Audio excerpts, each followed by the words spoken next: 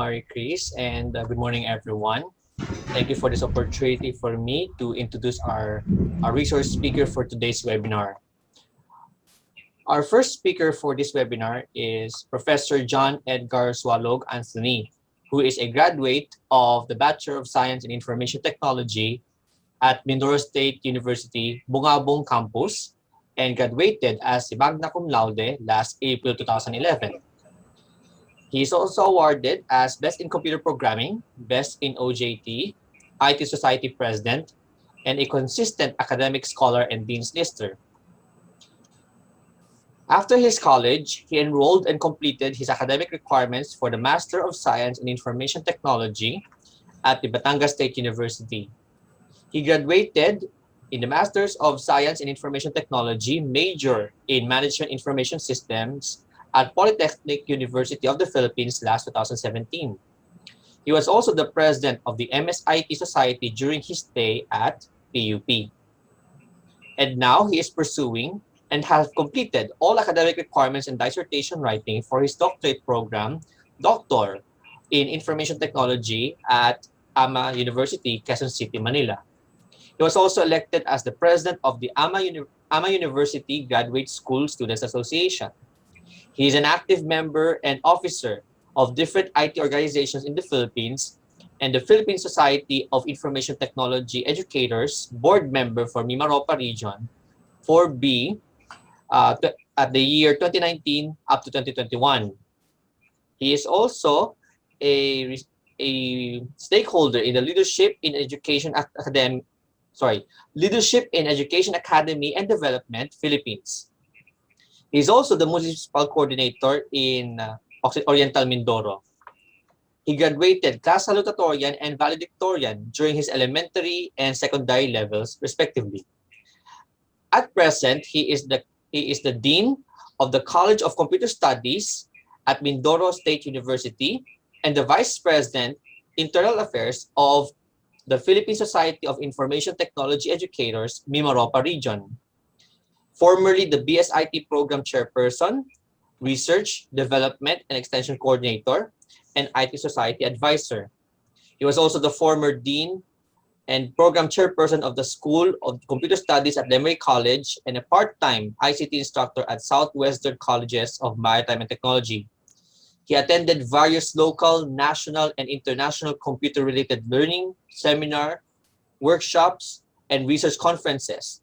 Additionally, he authored and co-authored 4 published research papers and 4 information technology books. He is already 10 years in his teaching profession, teaching in undergraduate and graduate programs in the Mindoro State College of Agriculture and Technology, now Mindoro State University. He is teaching IT fundamentals, programming, computer hardware servicing, database management systems, operating system, systems analysis and design, software engineering, management information system, advanced database, methods of research and IT capstone project. Lastly, he is a technical member and reviewer of the International Conference on Computer and Communication Systems Journal and other IT education journals. Ladies and gentlemen, please join me in welcoming with our virtual applause, Professor John Edgar Swalog Anthony, the PSITE Vice President for Internal. Okay po. Thank you so much, Sir Larry. So, to our very supportive, approachable, and smart CHED MIMAROPA Director, Attorney Joselito Aliswag. To our CHED MIMAROPA Chief Education Program Specialist, Engineer Edgar Sepe. To the Education Supervisor 2, Engineer Victor Cunanan Jr. To the PSITE National President, Dr. Neil P. Balba. To the PSITE National Board Officers, to our PSITE MIMAROPA President, Dr. Mary Joy Abueg, to the PSITE MIMAROPA officers and members, to the CHED MIMAROPA employees, to the Mindoro State University President, Dr. Levy B. Arago Jr., to the Mindoro State University faculty and staff, presidents, deans, program chairs, faculty members, and students from different higher education institutions in MIMAROPA and other region. So a pleasant morning to all of you. So this morning, my topic, it's all about ethical use of online platforms in academia. So this will be very interesting topic because we already shift on our online learning because of the COVID-19. So because of this situation that we have encountered, so technology is already a necessity. Diba? If you don't have technology, according to our chair director, diba? If wala, pag we are not using technology ngayon, so we will be left behind. So kailangan natin ngayon talaga ng technology. Okay? So let's discuss our topic for this morning. First topic for this webinar. It's all about the netiquette, the social media netiquette, and the wireless hotspot netiquette, the internet safety, and the email etiquette, and the netiquette on online learning. So let's discuss what is netiquette. But before we proceed, so always bear in our mind na always think. Okay? Think before you post, think before you share, and think before you click. Okay? Because all of us have already social media or other account online. So before we share, before we post, or before we click, pag-isipan natin ng mabuti. Okay? Always bear in your mind that we should think before we click. Okay? So let's discuss what is netiquette. So when we say netiquette, diba? When we say netiquette, it's the combination of network or the internet plus etiquette. That is netiquette. So when we say netiquette is the rules of etiquette that apply when communicating over computer networks, especially using the internet. Okay? So, napapanahon itong atin ngayon dahil we are using online platforms, especially in our field in education. We are using different learning management system like Google Classroom, Microsoft Teams, okay, and other LMS for your school or institution. So when we say netiquette also, that is the do's and don'ts of online communication. So ano ba yung mga proper manners natin, the behavior online. Okay? Not only to our friends, but also how we deal with our professor, with our instructor, and classmate. Not only for that, but how the teacher will communicate with his or her student. Okay? And vice versa. It also covers the both common courtesy online and the informal rules of the road of cyberspace. So that is all about netiquette. So when we say also netiquette, it is the set of professional and social etiquettes that are practiced and advocated in electronic communication over any computer network. It is also the common guidelines include being courteous, precise, and avoiding cyberbullying. Yan. So dapat alamin natin ano ba yung mga netiquettes natin. Especially if we are using mga online platforms in our social media and in our online learning. As about first, social media netiquette. So all of us naman, meron tayong mga social media. So ano bang mostly ginagamit nating social media ngayon dito sa atin sa Philippines? So we have the Facebook, IG, Twitter. Yan yung ating mga social media account na mostly ginagamit natin. So when we say social media, diba, when we say social media, it is a medium for interacting with people and organization on the internet. Okay, so that is social media. So lahat naman tayo, meron tayong account sa social media. Kahit wala tayong Facebook, pero we have Messenger to be connected with our friends. Okay? Yun ang ating ginagamit kung ayaw natin magkaroon tayo ng Facebook. Messenger na lang. So, let's discuss the netiquettes for the social media. Number one, if you have social media, always tell the truth. Okay? What we are going to share, what we are going to post, ay dapat ay katotohanan lang dun sa ating mga social media account. Iwasan nating mag-post ng ating mga fake news. Okay? That is number one for social media. So not only for Facebook, IG, Twitter, so always dun sa ating mga account, always tell the truth. Okay? Number two, don't hate. For example, may kaibigan ka na hindi mo naman siya gusto talaga, you don't want to be connected with him or her. Ayan. Kung ayaw mo talaga siya, ay di wag mo siyang i-friend sa iyong social media account. Ayaw mo makita siya dun sa iyong mga timeline, so better not to be friend in Facebook or in other social media account. So, yung mga nakikita mo ng mga post ng iyong mga friends sa Facebook or other social media account ay dapat i-like mo, mga ganung bagay. Number three, share a lot. We have our social media. So, ang ating isi-share lang na mga information or mga news natin lang ay di yung katotohanan lang. Huwag nating i-share yung mga hindi naman tunay. Okay? Number three is share a lot. Okay? Number four is don't curse or swear. Iwasan natin yung mga bad words natin na i-post sa ating mga social media. If you have misunderstanding with your friends, better to talk in person or via via call or dun sa ating telephone na lang. Okay? Huwag natin i-post yung mga galit natin. Okay, o kaya naman may gusto kang isumpa na sasabihin, huwag natin i-post sa ating mga social media accounts. Okay?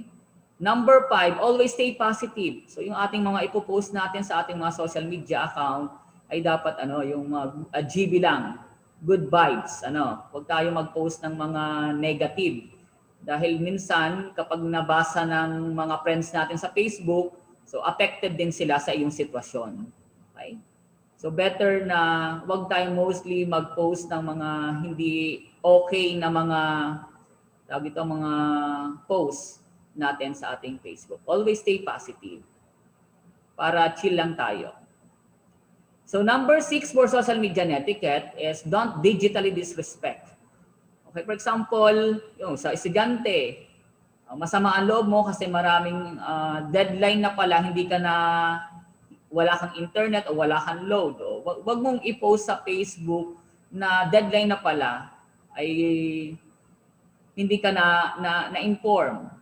So dapat ay kausapin mo lang si sir mo, si ma'am mo na pwede bang ihabol yung iyong activity.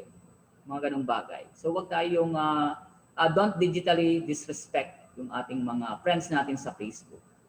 And always, di ba sabi natin, tell the truth, number 1. Always Bing or Google before you share. You are required to share a lot, but before you share yung ating mga information, ay dapat i-Google muna natin o i-Bing.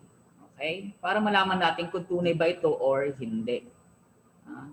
Huwag tayong mag-post ng mga fake news sa ating social media.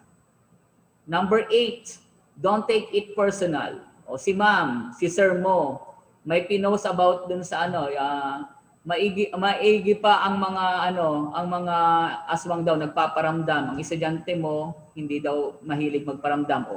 So wag ka na mag-comment doon or kapag alam mo namang hindi ka naman yung pinapatamaan lang Pero kung ikay tinamaan doon sa post ni ma'am at si sir mo dahil hindi ka nagpaparamdam nga sa mga online submission, edi sa pool ka So wag lang natin siyang mag-post ka doon, mag-respond ka sa mga doon na natatamaan ka.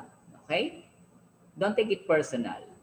Number 9, respect others' privacy. Yan, especially ngayon sa ating mga online platforms. For example, magjowa kayo, magkaklase kayo. So yung account ni jowa mo, wag mo namang gamitin doon sa cellphone mo. So dapat ay i-respect natin yung ating privacy. Yung password mo, sa iyo lang 'yon. Kung kayo ay magjowa pa lang, mga estudyante natin ngayon, magjojowa pa lang, alam na ang password ng mga kahit hindi sa social media pati sa sa ating mga online platform, sa ating mga LMS account. Alam ko ang password. Kaya pagdating ng exam, parehas na nilagin nila yung account, yun, nag-retake ng exam. Hindi natin alam kung sino ba talaga yung kumuha ng exam. So, dapat respect natin yung ating privacy, especially in our social media and online and, platform natin ginagamit in our LMS. Kung ano yung account mo, yun lang yung gagamitin mo doon sa iyong online platform or the LMS. Respect others' privacy. Yan. Number 10, in our social media, don't invite everyone. Pag hindi mo siya talaga kilala on yung mga Facebook niya or IG, so wag niyo namang i-invite na i-add as friend. Okay? Alamin niyo yung kung sino lang yung mga gusto mo maging friend or sino lang maging gusto mo maging connected ka lang. So wag tayo mag-invite ng basta-basta lang sa ating mga social media. Okay? We need to know our friends in our social media account. Okay? So 'di ba sa ating Facebook 5,000 lang ang kaya na maging friends natin sa Facebook. Kaya dapat talagang piliin mo yung magiging friends lang sa Facebook. Okay? So that is all about social media netiquette. Okay. How about sa Facebook? O, alam naman natin na ang mga Pinoy talagang may Facebook. Ito ang ito yung ating ginagamit dito sa bansang Pilipinas, itong Facebook. Okay. Not the same in other country na meron silang mga social media account na ginagamit. Okay. Like in Indonesia, they are using WhatsApp, Line. Okay. Para yun ang ginagamit nila instead of Facebook. Okay. So when you say Facebook, Facebook is a social media because social media is personal and it has the most people. Okay? So the way we share our stories and like the ones our friends share with us is Facebook Netiquette. Hindi naman ginagamit natin si Facebook for chatting with our friends, di ba? Yung ibang teacher, ginagamit ito to connect with his or her students. Kasi yung iba talaga, yung mga LMS hindi kaya dun sa mga cellphone nila. So kaya yung ibang teacher, still, they are using Facebook as the learning site for his or her dun sa kanyang mga subject. Okay? Meron kasing iba, kagaya dito sa Mindoro, wala talagang signal. So, hindi kaya ng mga gadget or cellphone ng ating mga estudyante. Especially yung ating mga minority, yung mga katutubong Mindoreño. So, yung mga cellphone nila ay hindi masyadong high-tech. Kaya, still yung ating mga ibang instructor, professor, ginagamit yung Facebook. Doon nila ina-upload yung kanilang mga lectures, yung mga modules nila para doon nila i-download. Kasi pag in-installan pa or nag-install pa sila ng ibang app, yung mga iba pang mga learning management system, hindi nakakayanin ng mga low-tech nating mga gadget. Okay? So, also, when you say Facebook, it's all about your fans and your friends. So, sa tingin nyo, pagkatapos nitong ating discussion, nasusunod ba nyo ba yung mga netiquette ng Facebook? Ayan. So, i-assess nyo yung sarili nyo ngayon. Lahat ba ng friends nyo sa Facebook, kilala nyo o hindi? Ayan. Pag kilala nyo, ibig sabihin, okay yan. Pero pag hindi nyo kilala, after this webinar, i-unfriend nyo na yung mga hindi nyo talaga kilala. Ayan. Yung hindi nyo pa nakikilala or hindi nyo pa nakasalubong noong okay pa ang ating sitwasyon na wala pang COVID-19. Yun yung ating yung mga hindi nyo friends talaga, hindi nyo naman kakilala, i-unfriend nyo na para safe kayo. Okay. Malay nyo yung iba dyan ay nag-i-stock lang sa inyo, gumagawa ng another account para manloko na ibang tao. So, always, alamin natin kung sino yung mga ating mga friends sa Facebook na lang. Or sino yung pwedeng maging connected tayo. Okay? So let's discuss the netiquettes for Facebook. Okay? Number 1, positive pics. Ayan. Yung mga ipopost natin. Mga okay na mga pictures lang ang ating mga ipopost. Okay? Yung alam naman natin na maraming magla-like, ayan. Yung matutuwa, ayan. Yan. Number 1. Number 2, know your friends. Ayan. Sinasabi ko nga sa inyo, dapat pag may mga social media account kayo, alam nyo kung sino yung mga friends nyo lang. Huwag kayo mag-invite ng kung sino-sino mo lang. Okay? Know your friends in our Facebook. Use privacy settings. Ayan. Ano ba itong use privacy settings? Di ba? You can customize kung sino lang ang pwedeng mag-view nitong post na to. For example, meron kang yung topic na yon ay for students lang. So you can customize. Gumawa ka ng list. Ibig sabihin, meron kang group na kung saan yun lang yung makakakita nung pinost mo na yun sa timeline mo. So you can use privacy settings. Okay, in our Facebook. Hindi yung naka-public yung post mo. Pag sinabi natin public, lahat na yon pwedeng makita ng lahat na merong Facebook account. You can customize, okay? That is all about Facebook. No shirtless pics, ayan. So yung mga ano natin, ayan, iwasan natin na mag-post ng mga ganyang mga picture, okay? Next is don't friend organizations. So, sir, why we don't need to add yung mga organization? Kasi hindi natin alam kung sino ba ang admin nun. Sino ba ang moderator, nag-access nung account na yon. So better, pag mga organization sa Facebook, i-like nyo na lang yung kanilang fan page. Okay? Huwag tayong mag-add ng mga organization because we really don't know who is the administrator or the moderator for that Facebook account. So kaya don't forget to like our CHED MIMAROPA fan page and PSITE MIMAROPA fan page. Okay? So don't friend organization. Yung mga fan page na lang or group ang inyong salihan. Decline friend request. So for example, you don't want to be connected with this person. So you can click not now. Ibig sabihin ng not now, hindi pa ngayon. May posibilidad pa na sa susunod na buwan or pagkakataon, pwede mo siyang maging friend na sa Facebook. Pag kayo ay nagtagpo ng inyong landas. Okay? Doon yon. Decline friend request. Okay? Not now or confirm. Yan. Meron tayong option doon, di ba? Pag may nag-friend request, ay pwede mong click yung confirm and not now. Kung ayaw mo pa ngayon, you can click not now. Then, work-friendly updates, di ba? In our social media account, dapat stay positive lang tayo. Hindi mga post lang natin. Yung mga sama ng loob or mga galit mo sa iyong kaibigan, huwag nyo na masyadong i-post sa ating Facebook kasi mababasa pa ng iba mo. Kung gusto mo, i-post mo para malabas mo yung sama ng loob mo, i-post mo, ikaw lang makakita. Lagay mo ay, gusto mo, only me. O at least, nalabas mo yung sama ng loob mo using your social media account. O, di ba? Makikita niyo yun doon sa inyong timeline, di ba? Pag nag-post kayo doon, click mo yon tapos only me. O at least, nasabi mo yung sama ng loob mo, pero ikaw lang nakakita.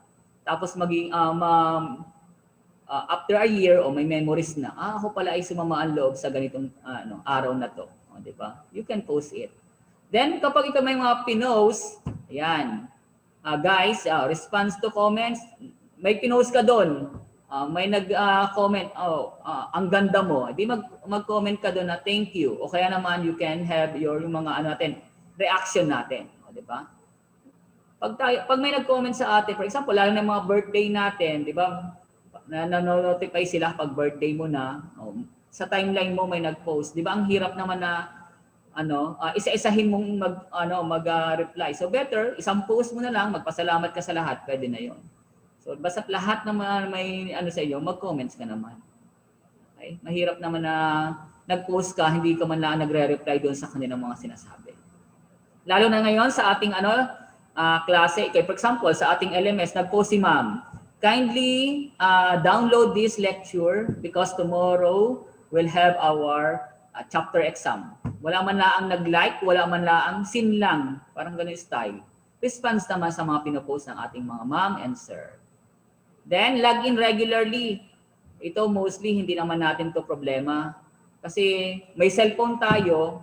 So ngayon, i-assess nyo ang sarili nyo. Alam nyo po ba ang inyong password sa inyong Facebook account? Di ba? Mostly nakalimutan na natin dahil hindi na tayo nagla-login. Di ba? Hindi na natin sinasign out, rather. O, di ba? Andun na. Pag open natin, pag tulog, yun na ang ating kaharap. Sine-check natin agad yung ating cellphone kung merong ba tayong mga chat or wala. But if you have Facebook account, better log in regularly.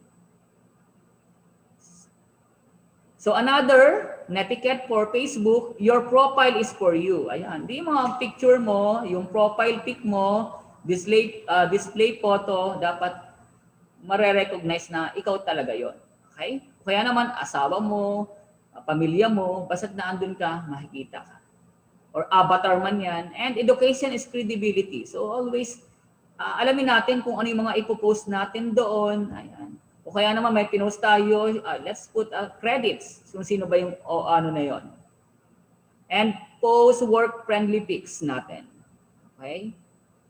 Another is don't tag friends. Ito mostly yung mga na-encountered natin sa Facebook, natuloy ang outing. Anong ginagawa ng iba? Tinatag yung yung drawing daw. Yan, drawing sa barkada. Yan, don't tag friends na wala naman doon sa ating Another thing is delete mistakes. Oh, nagkamali ka, delete mo na lang, wag mo nang i-edit. Okay? Dahil makikita pa yung history. So if you have Facebook, better na mga pinopost ka, better to delete mistake. Pagtan nyo na lang And ayan, i-check nyo nga to kung nagagawa nyo to. Pag nag-post kayo sa timeline nyo, nilalike nyo rin ba yung status nyo? Oh, kindly check. Don't like your status. Ikaw na ngayon nag-post, ikaw pang unang magla-like. Okay. So from now on, yung mga pinopost nyo, huwag nyo na siyang ilalike. Ang mag-like na lang, ito yung mga friends mo. Don't like your status, Please bear in your mind. Like your friends pic. Ayan, mga my friends, di ba sa Facebook, may mga friends ka, makikita mo naman yung sa newsfeed mo, i-like mo naman. Okay naman, hindi lang like, love, o anumang care, depende dun sa pinost naman. Okay? Baka naman may namatayan na, nag-ano ka pa, ang reaction na ginawa mo, ha ha ha, ay depende yun sa mga pinopost, Yun po, like your friends pic. Or join a group. Yan. Di ba kanina, don't friend organization, ay better to join a group or yung mga fan page natin, like the fan page. So that is all about Facebook Netiquette. Okay? So next naman, it's all about wireless hotspot etiquette. Ngayon kasi, ginagawa natin, kagaya ng mga students natin ngayon, medyo mahina ang signal sa kanilang bahay, pumupunta sila dun sa may malakas na signal o kaya naman dun sa binigay ng DICT na mga free wifi. So, ano ba yung mga dapat nating alamin if you will connect sa ating wireless Wi-Fi or free Wi-Fi natin and hotspot? Paano ba? Number one, make a purchase. For example, nasa McDo or Jollibee, kaya sila may free Wi-Fi doon para makakuha ng maraming customer. So, dapat bumili ka. Hindi lang makikiconnect ka sa Wi-Fi na maghapon ang klase mo, doon ka lang nagtambay dahil walang malakas na Wi-Fi sa inyo at walang pang-data pero may pangbili ka naman ng pagkain. So make a purchase doon. Okay? The purpose noon free Wi-Fi nila is to attract customer and to avail their services or to have nababili yung kanilang mga product. So make a purchase.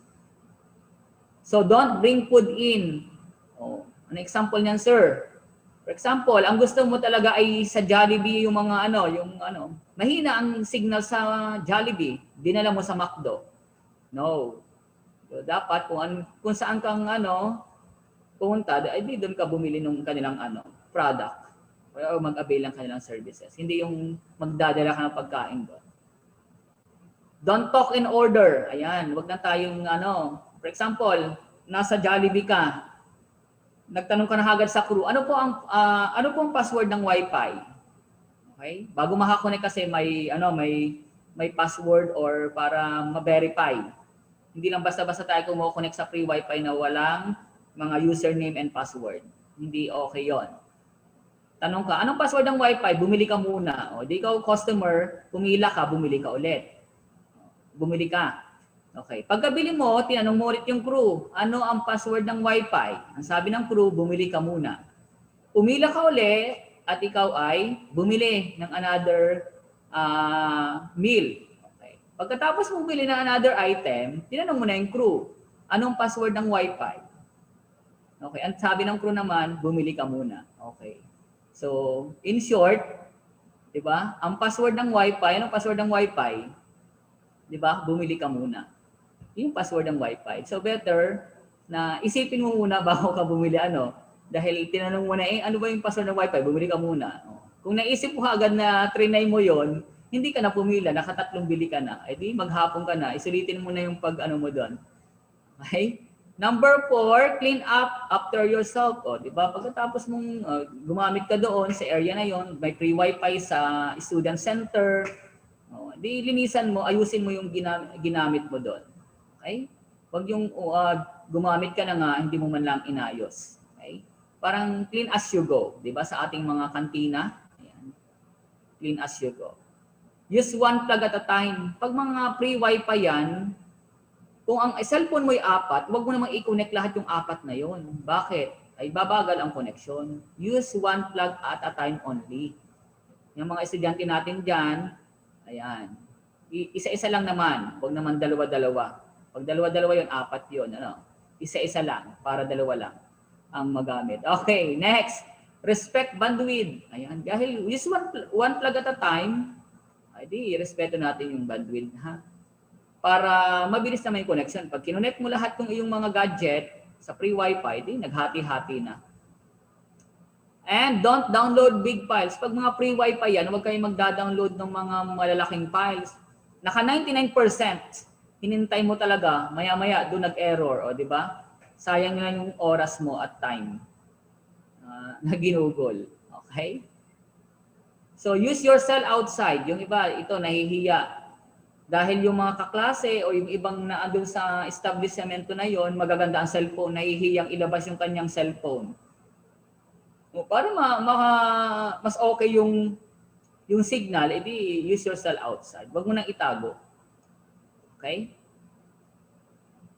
And don't eat and serve. Di ba? Mahirap na ang pagsabayin na ikaw ay using your finger, nagsiserve ka, kumakain ka. So, mahirap din naman kainin yung serve, di ba? Yung panlaba pag baka mamatay ka. So don't eat and serve. Joke lang 'yon. So that are the different etiquette natin sa wireless hotspot. So dapat yung mga kumo-connect online, ayan ang isipin niyo. Yan. Lalo na yung mga malapit sa mga Jollibee, sa mga fast food natin, McDo, make a purchase. Tandaan niyo yan. Kaya sila nagkaroon ng free wifi para makahakot ng mga customer. Hindi dumami ang po-connect sa free wifi lang. Okay? That is all about wireless and hotspot etiquette. So ngayon naman about internet safety. So, di ba? Ngayon, mostly, lahat ng transaction natin are done online. So what are the different internet safety etiquette? So number 1, shop secure website. O, sir, paano natin malalaman yan na secured, di ba? So always check yung URL https yon www. For example ganon. Basta mga http, basta may ganung sa unahan, safe na yon. Okay? Save electronic receipt. O bumili ka ng online na mga so save niyo yung mga electronic receipt para may proof kayo na ito yung mga binili ninyo. And number 3, strong ang password. Isa ito nga, anybody dito sa ating Zoom, paano natin masasabi na strong ang password? Open your mic na lang. Anyone from our participant, paano natin malalaman na strong ang password? Mixed characters. 6 characters? Mixed characters. Mixed characters, sir? Okay. Ano pa po? Paano natin masasabing strong ang password aside from mixed characters? They are all capitalized. May uppercase and lowercase po dapat. Okay, combination ng uppercase, lowercase. Ano pa? Sa strong password, 26 letters. 26 letters. Oh, napakahaba ng password na yun. Oh, talagang strong yun. Ano? Okay, masasabi natin na strong ang password mo kapag kaya kang ipaglaban. O, di ba? Masasabi natin na strong ang password mo kapag kaya kang ipaglaban. Sir, bakit paano? Di ba? Pag sinabi natin strong password, hindi yan mahahack. O, di kaya kang ipaglaban sa mga hacker. O, di ba? Joke yun. Pero tunay yun. Okay? So, yon. Ang ating password dapat siya ay combination natin ng uppercase, lowercase, ano pa? Numbers, special characters. Yan yung talaga strong password. Ayan. Another, meron tayong mga two-factor authentication. Ano ba yung two-factor authentication na yan? Naka-register sa cellphone natin o kaya sa ating mga SMS para mas secured talaga ang ating mga account. Okay? O kaya naman, di ba, bago nating mag-login sa another cellphone, i-verify pa yun sa ating cellphone talaga na naka-register. Kung ilalagin ba or hindi. Makikita yun, merong notification. So, mga ganung bagay dapat ang ating ng ating password. Hindi lang yung combination. Dapat meron tayong two-factor authentication. Don't share personal information sa atin online. Okay? Baka gamitin nila yan sa panloloko ng ibang tao. Okay? Don't share personal information online.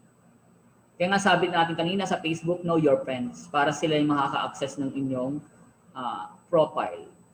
Use antivirus software, especially we are now, yung sa ating mga online, we need to have our antivirus software para protected tayo sa mga viruses na pwedeng makuha natin online. Okay? Another thing for the internet safety etiquette, never share your password. Ayan. So yung mga password nyo, huwag nyo naman i-share sa iba. Okay? Never share your password. Lalo na yung ating sa ating online platform, sa ating online learning, huwag naman natin ipamigay sa ating jowa. Ayan. Siguro may naka-encounter sa mga teacher na magjowa, nag-exam ng midterm, isang account ang ginamit. Tapos nung chine-check na, bakit wala si ganito? So dapat yung mga ganun ay may kanya-kanya kayong account dapat. Huwag yung sinishare nyo lang, yung isa yung account sa kanya. Have your own account, especially on our learning, online learning natin.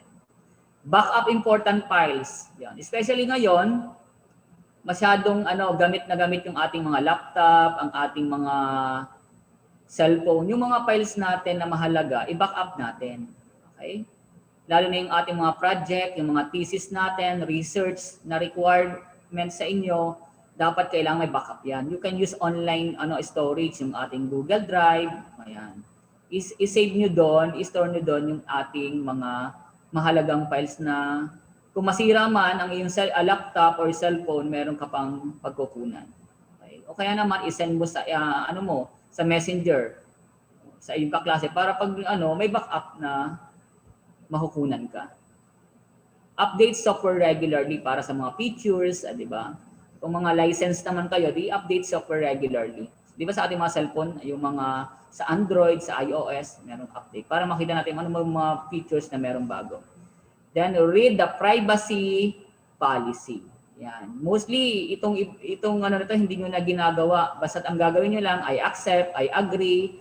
Okay? Check mo lang 'yon, then next. Ganun lang. Pero better to read the privacy policy. So then don't meet internet friends, 'di ba? If you recall yung mga previous years, 'di ba? Meron or kahit yung mga balita natin, merong mga nabalita na namatay, nakipagkita sa mga friends lang sa online, na rape, ayan. So, internet safety etiquette natin, huwag tayong makipagkita doon sa mga friends lang natin na nakilala online. Okay? That is all about internet safety etiquette. So, let's talk about naman email. Ito mostly ang ginagamit natin, not only sa school, kahit sa ating workplace, ginagamit natin yan. Ano ba yung mga etiquette about email or electronic mail, di ba? If you notice dati, Walang email, ang gamit ay anong gamit lang? 'Di ba yung snail mail natin, yung papadala natin sa mail at iaabot yung sulat-sulat pa or may magdadala. Aabot minsan ng ilang yon, isang buwan, isang taon bago madating yung yung sulat. Yung iba, yung mga estudyante natin hindi na naabutan. Okay? Naabutan ko pa to, yung nagpapadala ng sulat. Nailibing na yung aking tatay, hindi pa alam na patay na, di ba? Hindi kaagad na dumating ng sulat. Naka 40 days na, doon pa lang nalaman. So imagine niyo ngayon ang ating communication, di ba? In a second, di ba? In a minute, so masasabi na natin. Pero dati, talagang napakahirap pa rin ang komunikasyon. So an email is an electronic message sent through the internet via an application found on a website. So meron naman tayong Gmail, Yahoo Mail or Hotmail. Ano bang meron kayong email. Ayan. So number 1 for the email etiquette natin, mga ma'am, sir, mga estudyante at sa lahat ng nakikinig or nanonood ng ating webinar, ano ba yung mga email etiquette natin? Number 1 is spell check and proofread. O lalo na yung mga estudyante, pag nagsasubmit ay mga ma'am and sir, i-double check nyo bago nyo i-post. Spell check and proofread. Okay. Kasi minsan pag tayo merong nakalagta ang mga salita, minsan kasi nagtatype tayo, kala natin yung kung ano yung nasa isip natin, yun na yung ating na-type. So better to check and proofread. Number 1. Number 2. Don't use all caps. Ano ba? Bakit sir bawal mag-type ng mga all caps? 'Di ba? Dahil when we say all caps, you are shouting or you are angry. Ayan. So avoid typing yung all caps, ha. Number 3, don't send personal insults. Ayan, sa email wag na tayo pwedeng na lang tayo. In person na lang.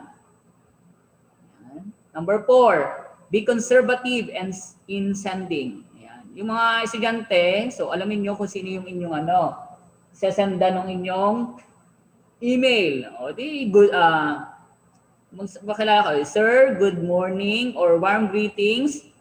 I am your student in saan subject. Attached is the final requirements for this subject. Thanks and God bless. Yung mga ganoon dapat. And kapag ikaw naman ay teacher, di ba may nag-send sa'yo sa email, gawin mo naman, di acknowledge mo. Acknowledge niyo naman po ang sinend. Kaya naman, kung hindi naman kaagad ganoon, kapag mag-check na lang kayo ng mga pinapasend online via email, dun nyo i-acknowledge na na-checkan nyo na. Para alam niya na wala na siya, yung kanyang project ay na-send. Okay, then, ito naman sa mga workplace natin, don't send email at night. Pero ngayon, dahil masyadong mahina ang signal daw sa umaga, mostly, sabi ng mga estudyante, mas malakas daw ang signal sa gabi. Pero sa ating mga workplace naman, don't send email at night kasi natatabunan 'yan. For example, 'di ba, hanggang 5 lang ang ating office hour. So pag nag-send ka sa gabi, 'di ba? Ano mangyayari? Matatabunan na 'yon nung transaction na pang umaga na 'yon. Kaya I'm not advising na don't mag-send ng email at night, especially doon sa mga nagtatrabaho sa mga opisina. Then, use a signature. Doon sa ating mga email, always have signature. For example, best regards, okay? John Edgar Anthony, Faculty, Mindoro State University. Para every send mo ng email, meron na kaagad yung signature. Yun, use a signature. Okay? Meron naman sa Gmail natin, Yahoo Mail, you can yung ating sa signature. Email signature, pwede nyo lagyan yon. Para hindi na kayo lagi magta-type kapag kayo nag-i-email ng inyong kay thank you, o kay very truly yours, tapos your name. So, pwedeng ilagay na yun sa signature. Okay? Another, for the email etiquette naman, be concise doon sa mga email natin. Be concise. Then ask to send attachment. Kung may mga attach ka dyan, etc. Di sabihin mo doon sa email. Attach, o kung ano man naandoon, i-include mo doon. Don't give out addresses. O yung ating mga email address ng ating mga estudyante, yung address ng ma'am nyo, bago nyo ipamigay, ano nyo muna, i-consult nyo muna kung pwedeng ibigay yung email nyo at humihingi si ganito. Okay? Next, use a descriptive subject.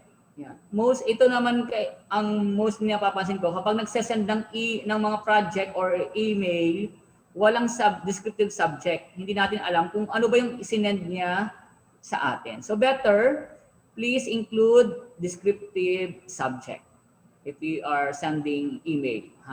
Ganun po yun. Para alam na natin agad. Then, sabihin natin if it's long. Okay?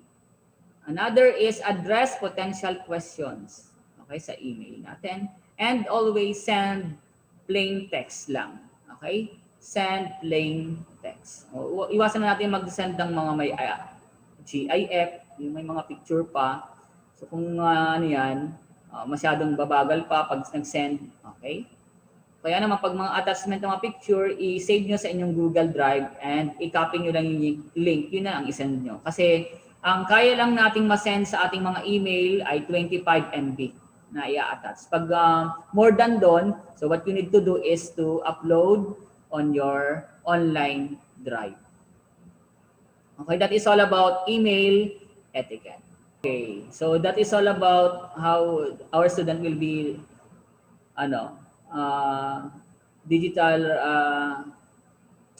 digitally responsible in sa ating mga online. Not only sa ating school but also kapag sila ay nagtrabaho na in their respective workplace. So let's discuss yung netiquette natin on online learning. So mostly naman tayo ngayon ay online. Wala naman siguro dito nagli-limited face-to-face pa. Okay, meron naman yung mga some medicine courses. So netiquette in online learning, number 1, you should have to create your own account. Yung real account natin. For example, student ka, so ilagay mo din pangalan mong tunay.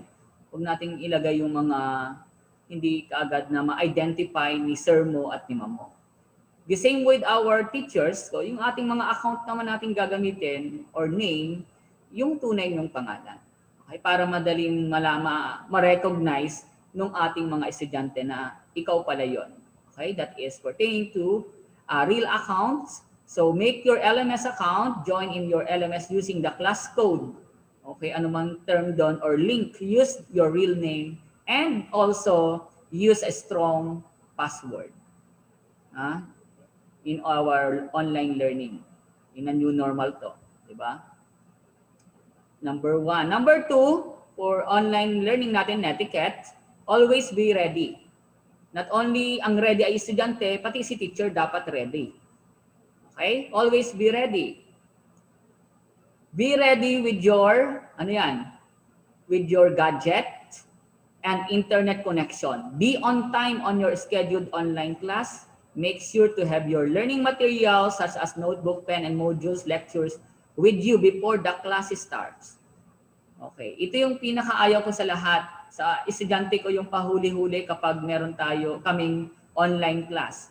Kasi every Saturday pa lang, Sunday, ay meron na ako kaagad na message sa kanilang GC sa Facebook na meron kaming online class. So dapat ready sila kapag meron na kaming online class dun sa aming scheduled time.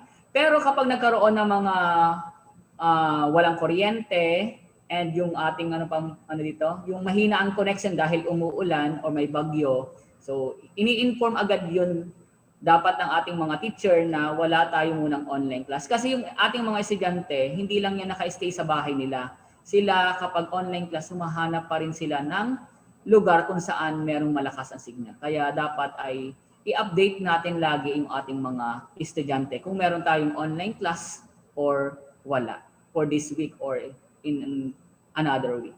Okay? Always be ready.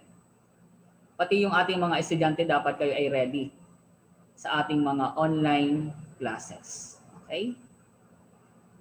Number 3, for our online learning, find your spot. Ito na nga sinasabi natin, find your spot find a comfortable and quiet place to study and wear appropriate clothes.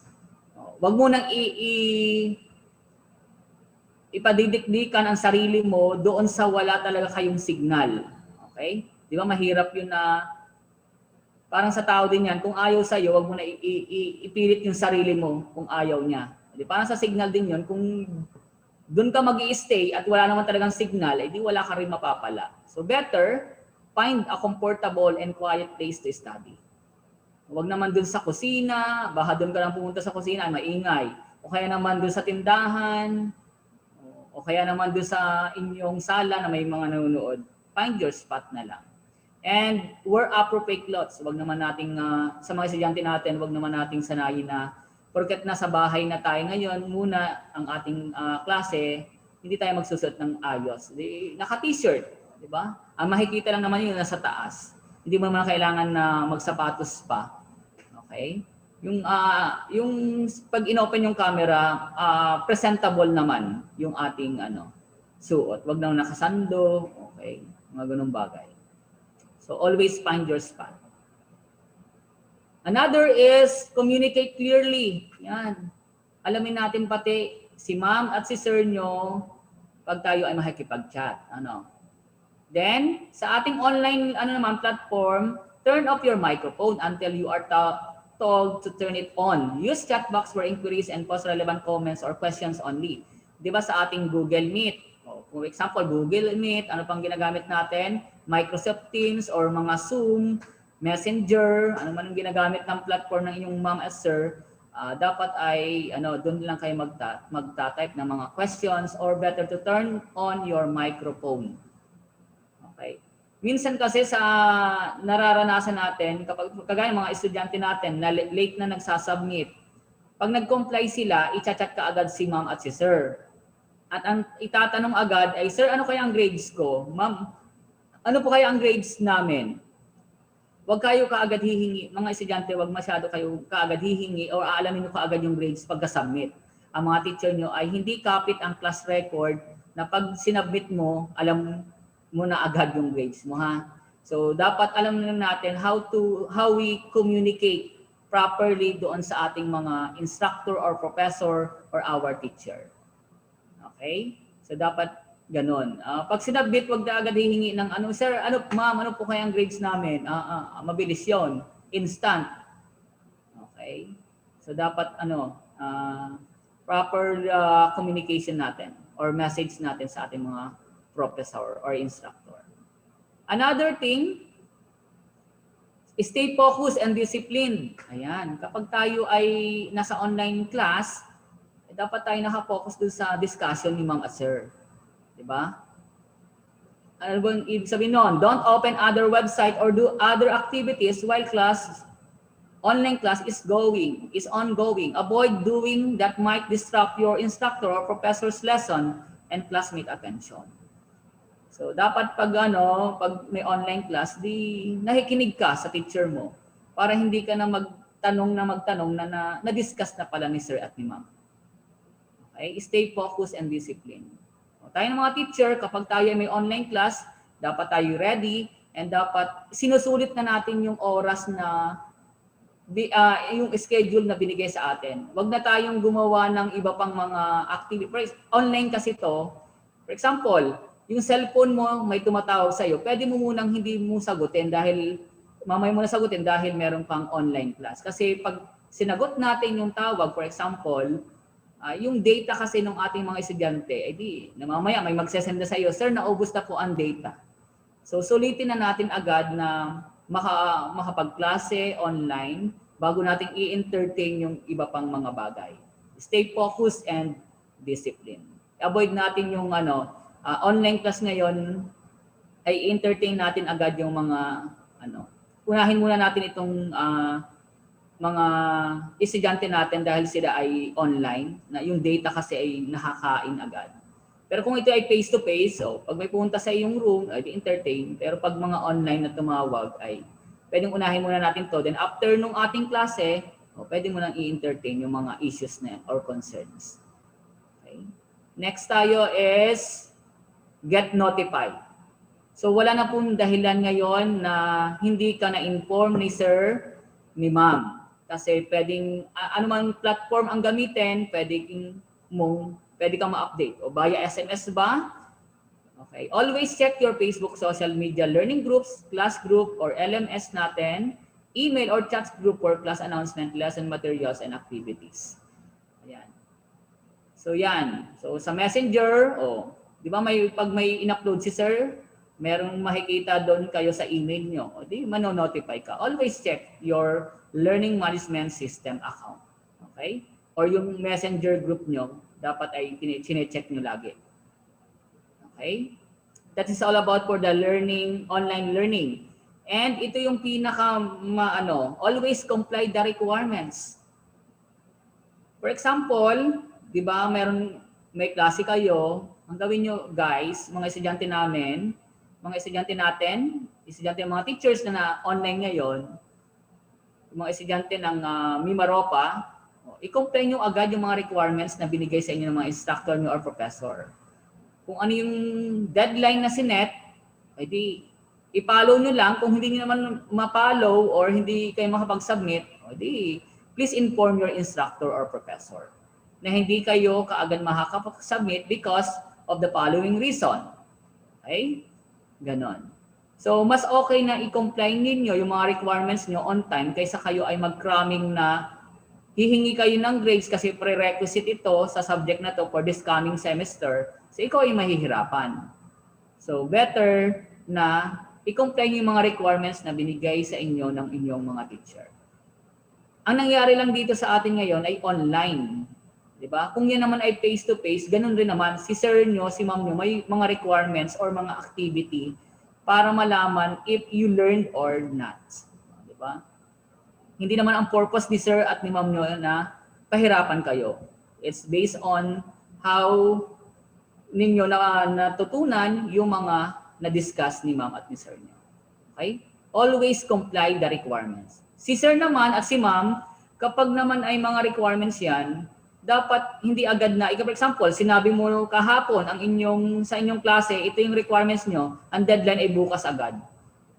Bigay tayo ng ample time para ma-comply nila yung requirements na inyong binigay.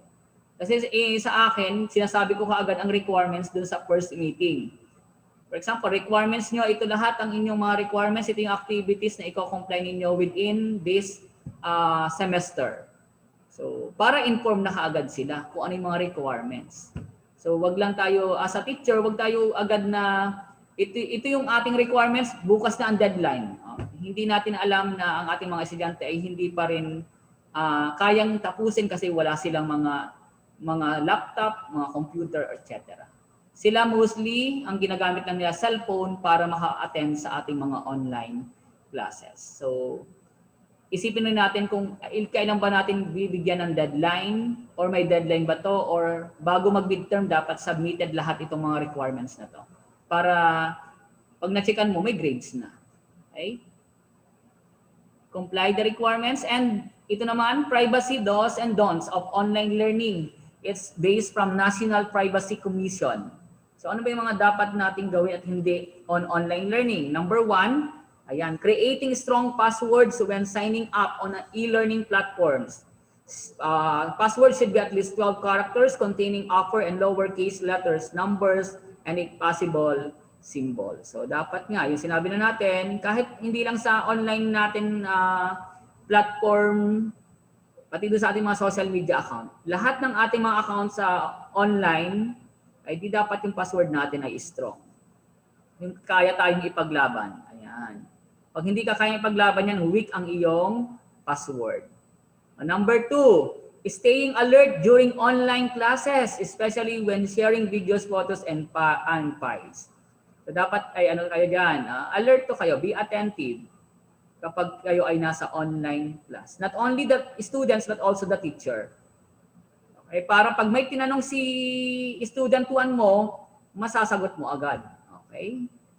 Number 3, using customized backgrounds to avoid accidental disclosure of personal information. So dapat pag kayo ay may online class, dapat yung mga background pwede meron tayong mga virtual background ang gamitin. para hindi alam kung nasaan ka mamaya. May ikaw teacher, may gustong magpaano sa iyo, o nakita doon sa online class na andun ka pala sa malapit sa SM. Ay di nalaman ko nasaan ka. So dapat ay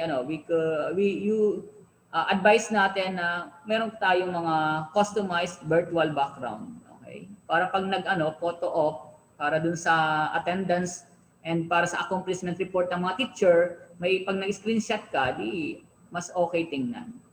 Customized background. Another thing is installing and regularly updating an antivirus program, okay? Para mas safe tayo. That is another. Then muting the microphone and turning off the camera by default, especially when not speaking or reciting, subject to applicable school guidelines on keeping cameras open for the proper conduct of synchronous online classes where necessary and reasonable, and always with due consideration of privacy principles. So, pag si mama nyo ay nagdi-discuss, better to turn off the microphone. Okay? And also, depende yun sa inyong school kung kayo ba ay pinag-o-open ng camera kapag kayo ay nag-o-online class. Kasi reklamo ng mga estudyante, sir, kapag po naka-open po ang cam, masyadong mabagal. Ay di, okay lang sa akin na i-turn off ang camera kahit ano. Pero pag mga major exam, naka-open mic, naka-open camera para malaman natin kung sino ba ang nasa isang room lang o isang bahay kung nag-e-exam. Okay? Para maiwasan yung cheating online. Okay, another is turning off the microphone and camera when leaving one station for say bathroom break. Okay, kaya paalis na, so better na anuhin mo na. I-off mo muna yung camera mo or yung microphone. Another, ito yung mga bawal o huwag natin gawin, connecting phones, laptop, and other gadgets to free and public free Wi-Fi. Okay? Dapat meron yung username and password bago ka makalagin. Hindi yung directly na kumunik ka, connected ka na. Okay? Connecting phones, laptop, and gadgets to free or public Wi-Fi. Okay? Iwasan natin yung connected ka na agad. Another, ito yung mga estudyante na nakasabik ng maaga, isinishare sa iba. Iwasan natin yon. Sharing submission for unlimited time when the content no longer needs to be shared, delete it. Okay? Huwag nyo nang i-tolerate ang mga klase nyong hindi agad gumagawa activity at gagayahin lang. Then sending assignment, projects, and other requirement to teachers via social media. May LMS tayong ginawa. Mayroong LMS na ginagamit ang inyong mga teacher. Kayo, doon nyo i-send yung mga requirements, not using social, via social media. Okay? Yun po yung bawal. Then another, taking screenshots of the video feed of teachers and classmates. Magsasabi naman si sir nyo kapag kailangan magpipicture na, wag yung si sir nyo ay katawa-tawa doon sa in-screenshot mo, i-upload mo pa. So, pag magpipicture, sabihin para makapaghandaan lahat. Okay? Another is spamming the chat. Huwag yung mga send to many or ano man ang ginagawa. Another, giving out links and their password to people who should not be in the class. Yung inyong Google Meet link or yung Zoom link, huwag mo ipamigay sa iba. Kayo lang dapat doon. Okay?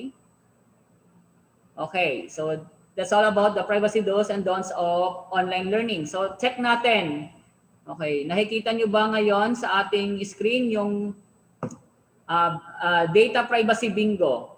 Tingnan natin, ngayong 2021, tingnan nyo kung may bago sa inyong online data privacy habits. Okay.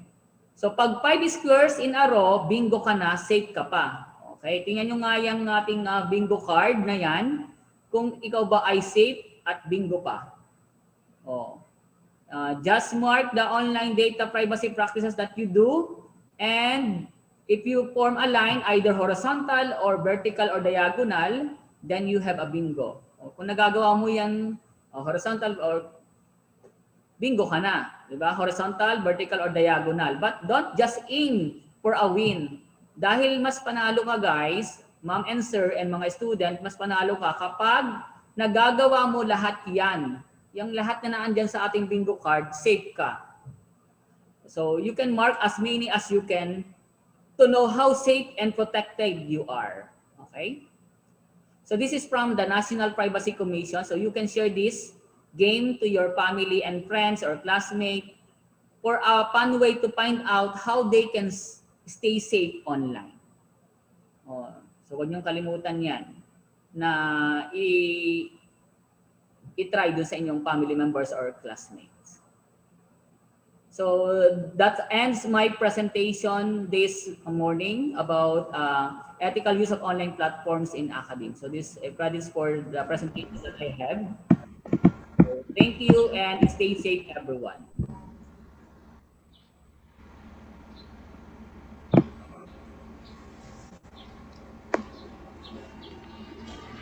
Thank you so much, Sir John Edgar S. Anthony, for sharing your knowledge about the ethical use of online platforms. We need to think before we click for us to refrain from being hurtful in messages posted online. Sir Anthony emphasizes that having good manners, maintaining strong ethics, and using social media tools benefit both you and your audience. Remember, Netiquette is not only for students, for faculty, but it is for all of us. So be aware and be protected.